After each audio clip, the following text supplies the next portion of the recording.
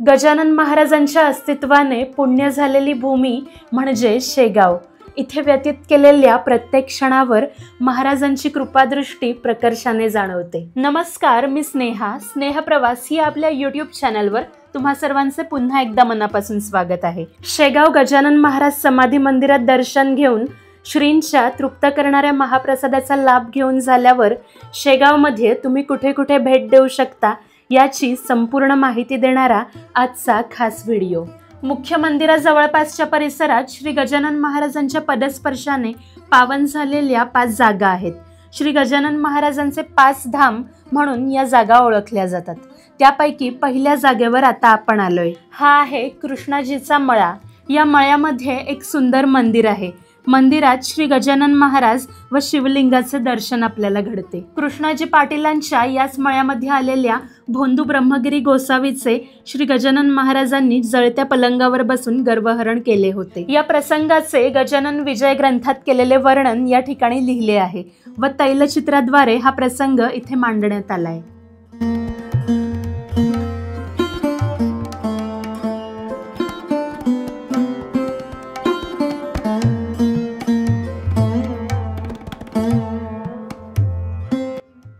आता आपण आलोय श्री मारुती व शीतला माता मंदिरात. या ठिकाणी गजानन महाराज येऊन बसत असत. त्यावेळी काही खोडकर मुले महाराजांना चिडवत होती व महाराजांना उसाने मारण्यास सुरुवात केली.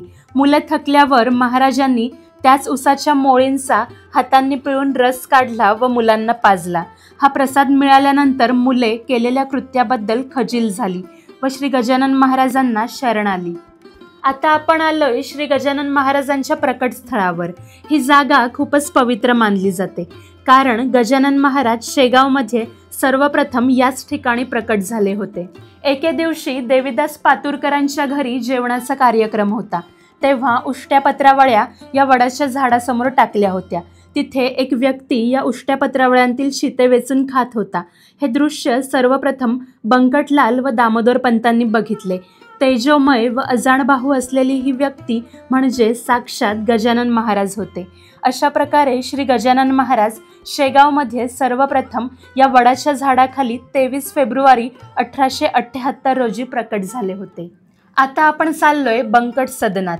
मगाशी सांगितल्याप्रमाणे श्री गजानन महाराजांना शेगावमध्ये सर्वप्रथम बंकटलाल यांनी पाहिले होते.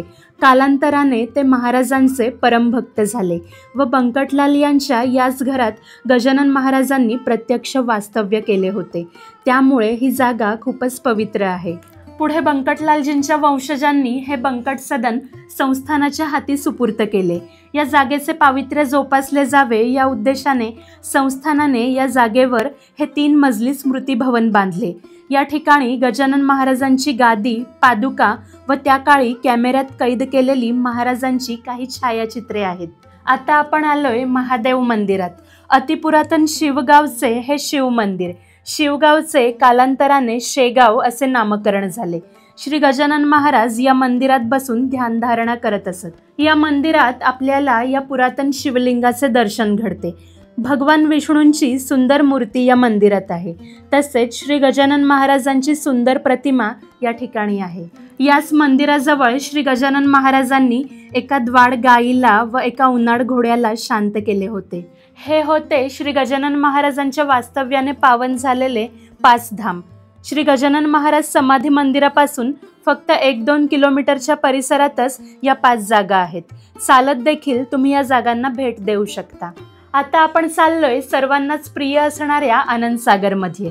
मध्यंतरी काही कारणास्तव बंद असलेले आनंदसागर मे 2023 पासून पुन्हा सुरू झाले आहे. आता आपण आनंदसागरच्या आध्यात्मिक केंद्रात आलोय. या ठिकाणी भारतातील महान संतांच्या मूर्ती आहेत व मध्यभागी श्री गजानन महाराजांची सुंदर मूर्ती आहे. लक्षात घ्या, आनंदसागरचे फक्त हे आध्यात्मिक केंद्र, गणेश व शिवमंदिर दर्शन आता सुरू झाले आहे. मनोरंजन केंद्र अजून सुरू झाले नाहीये व इथे बरेच काम सध्या अंडर कन्स्ट्रक्शन आहे. दररोज सकाळी 10 ते संध्याकाळी 5 वाजेपर्यंत आनंदसागर सुरू असते. आता आपण आलोय श्री क्षेत्र नागझरी येथे.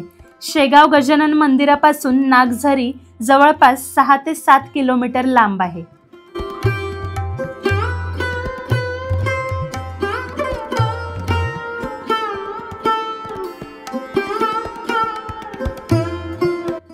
या सुंदरशा प्रवेशद्वारातून आत येऊन काही पायऱ्या उतरून या ठिकाणी जावे लागते। इथे एक गोमुख कुंड आहे। या गोमुखातून 12ही महिने पाणी या कुंडामध्ये येत असते। संत श्री गोमाजी महाराजांचे समाधीस्थान नागझरी आहे। त्यांच्या समाधीस्थळी हे भव्य मंदिर बांधण्यात आले आहे। या भुयारीत श्री गोमाजी महाराजांची समाधी आहे। या सुंदरशा निसर्गरम्य जागेत नागेश्वर, सोमेश्वर, त्र्यंबकेश्वर, विश्वेश्वर व गुप्तेश्वर ही प्राचीन शिवालये आहेत। आता आपण आलोय शेगावमधील सिद्धपीठ श्री सिद्ध महालक्ष्मी मंदिरात। गजानन महाराज मंदिरापासून हे सिद्धपीठ 6 किलोमीटर लांब आहे। महालक्ष्मीच्या मनमोहक मूर्तीचे या मंदिरात दर्शन घडते। 12 ज्योतिर्लिंगाच्या सुंदर प्रतिकृती इथल्या गुहेमध्ये साकारण्यात आल्या आहेत। गुहेमधील कलरफुल लाइटिंगमुळे ही जागा आणखीन सुंदर दिसते।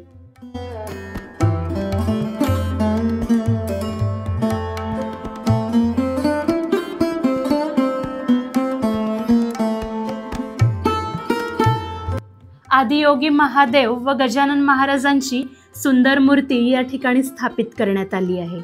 शेगाव मुख्य मंदिरापासून नागझरी व सिद्धपीठ महालक्ष्मी ही दोन्हीही देवस्थाने लांब आहेत।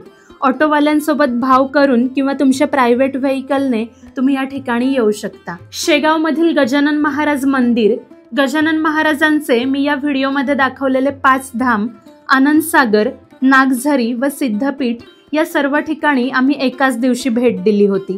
व्हिडिओमध्ये दाखवलेली ही शेगाव दर्शनातील सर्व ठिकाणे तुम्ही देखील एकाच दिवशी कव्हर करू शकता। शेगाव संस्थानाच्या भक्त निवासामध्ये रूम बुक करून संपूर्ण शेगाव दर्शन ट्रिप एका दिवसात पूर्ण होऊ शकते।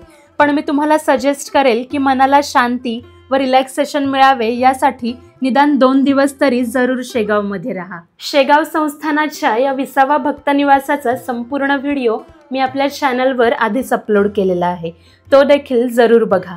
तसेच मुंबई ते शेगाव ट्रेन प्रवास, श्री गजानन महाराज समाधी मंदिर दर्शन, मंदिरातील महाप्रसाद यांची संपूर्ण माहिती देणारे व्हिडिओज देखील मी आपल्या चॅनलवर अपलोड केलेले आहेत, ते देखील जरूर बघा। आजच्या व्हिडिओबद्दल जर काही क्वेरीज असतील तर कमेंट करून नक्की विचारा। तसेच व्हिडिओ कसा वाटला हे देखील कमेंट करून जरूर कळवा। शेवटपर्यंत व्हिडिओ बघितल्याबद्दल सर्वांचे मनापासून आभार। व्हिडिओ आवडल्यास व्हिडिओला लाईक आणि चॅनलला सबस्क्राईब जरूर करा।